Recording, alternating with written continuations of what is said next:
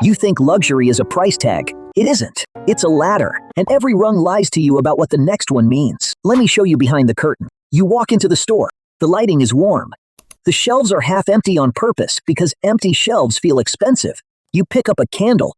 $50. It smells like tobacco and oud, which is a fancy way of saying it smells like a rich man's office. You buy it. You light it that night. And for a moment, your apartment feels different. You feel different. That's the trick.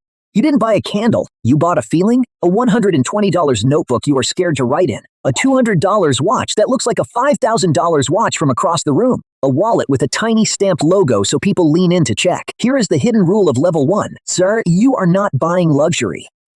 You are buying the permission to feel luxurious. The candle doesn't make your life better. It gives you a story you tell yourself. I'm the kind of person who buys nice things. The $50 isn't for the wax, it's for the sentence. And it works. For a week, maybe a month. Then the smell fades, the notebook stays empty, and you go looking for the next permission slip. You think you've arrived? You've only paid the entrance fee. The real game starts where the permission ends. Now you've got money. Real money. Not rich money.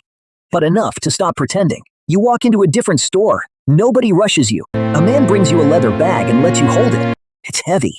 It smells like an animal and an old library at the same time. He tells you it's full-grain leather, hand-stitched, and it will look better in 20 years than it does today. That last part stops you. Better in 20 years. You've never owned anything that got better with age. Your phone dies in 3. Your shoes fall apart in 1. But this bag will outlive your relationships. Maybe your career? You buy the watch too. A mechanical one. It needs winding. It loses time if you forget about it. It's worse than your phone at telling time, and it costs $2,000 more. But it ticks with 300 tiny parts moving in the dark, and something about that feels human. You get the suit, not from a rack, made for your shoulders, your arms, the way you actually stand. The first time you wear it, you realize every other suit you've owned was fighting your body. This one agrees with it. The hidden rule of level 2. You are paying for quality, real quality, but quality is just the table stakes. You think you've made it? You're holding objects that will last decades. And here's what nobody tells you. The people above you don't care about quality at all. They assume it. To them, well-made is the floor, not the ceiling. You're proud of the craftsmanship. They've already forgotten it matters. This is where it gets strange. You walk in, the Rolex is $15,000. You ask the dealer if it keeps better time than your $2,000 mechanical watch. He smiles. The honest answer is no. A $40 Casio keeps better time than both. So what are you paying for? The Birkin bag is $20,000. It holds less than a tote from the grocery store. There's a wait list. You can't just buy it. You have to be allowed to buy it. The bag isn't the product. The wait list is the product. Here is the hidden rule of level 3. You are no longer paying for the thing. You are paying for the signal.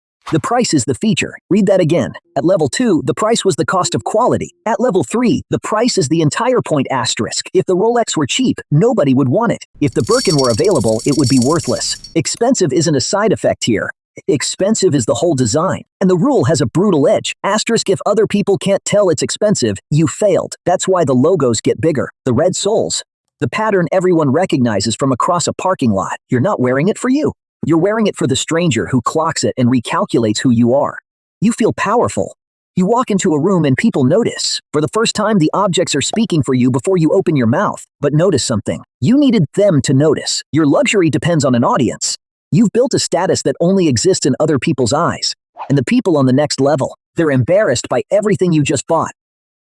Okay. Now you meet someone genuinely rich. Old money rich.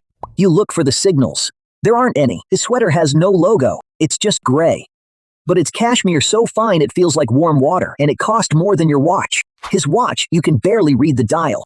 No name screaming at you. Just a thin, plain face that, if you knew, you'd know was a piece worth more than a house. His car is a sedan, not a sports car. A quiet, unremarkable sedan that 99 people out of 100 would walk right past. The 100th person stops dead because they recognize the coach builder, the hand-finished interior, the year. The hidden rule of level 4. Only the people who can already afford it are supposed to recognize it. Everyone else should think it's ordinary. That's the entire point. This is the inversion that breaks people's brains. At level 3, you screamed your wealth at strangers. At level 4, you hide it from them. The logo is a vulgarity. The flash is a tell that you're new. Real wealth whispers, and only other real wealth can hear it. It's a private language.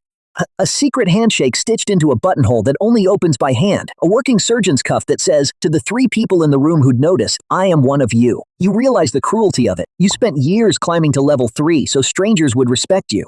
The people at level 4 spent the same money to make sure strangers underestimate them. Being recognized by the masses is a problem they pay to avoid.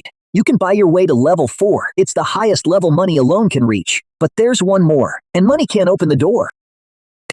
You can't shop here. There's no store, no website, no waitlist you can join. You're invited, or you're not. The painting on the wall isn't for sale and never has been.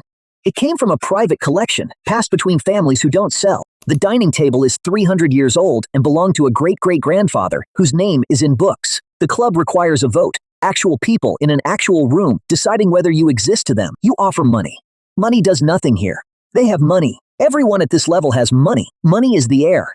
It's not a currency anymore. The hidden rule of level 5, money is not enough. You need a story, and the story cannot be bought. Sure, you can buy a castle, but you cannot buy the fact that your family has lived in it for 400 years. You can buy a seat at the auction. You cannot buy the reason your name was already known when you walked in. This is luxury as belonging, as bloodline, as time itself, and time is the one thing infinite money still cannot purchase. A new billionaire and an old name can stand in the same room, and only one of them is truly home. You finally understand? The thing they own isn't an object at all. It's continuity, the unbroken line, the story that started before you were born and will continue after you're gone. And no check, no matter how large, can write you into a story that already happened. So here you are. You've seen all 5 levels. You started with a $50 candle, buying permission to feel like more than you were. You climbed to quality, then to status, then to silence, then to the locked door at the top. And here's what you finally understand. You spend your whole life climbing the levels of luxury. And each time you arrive, each time you finally hold the thing you wanted, you look up and realize the people above you were playing a completely different game. They weren't buying candles, or bags, or watches, or cars.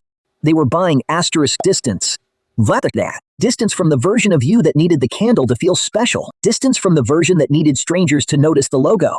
Distance from the version that thought, even for a second, that the next purchase would finally be enough. That's what every level was really selling, not the object. The space between who you are and who you're terrified you still might be. And the people at the very top, they're not buying distance anymore. They were simply born already far away.